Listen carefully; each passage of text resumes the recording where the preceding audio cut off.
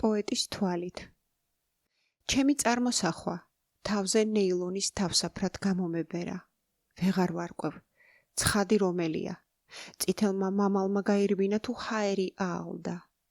ეს უმიზეზო კალის ბუჩქია თუ თეთრი არაფრიდან ყვითელ ენას მიყოფს ყვავილი.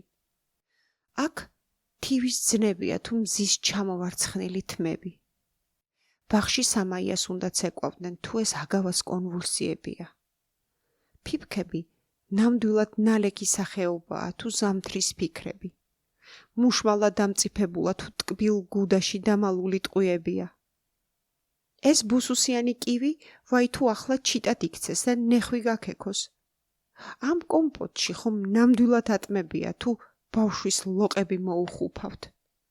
ეს კოცნა ადამიანურ ტუჩებით იყო თუ რეზინისა. ბოლოს და ბოლოს სოფლის გზაზე მიმოყრილი მძივებია თუ თხის კურკლია.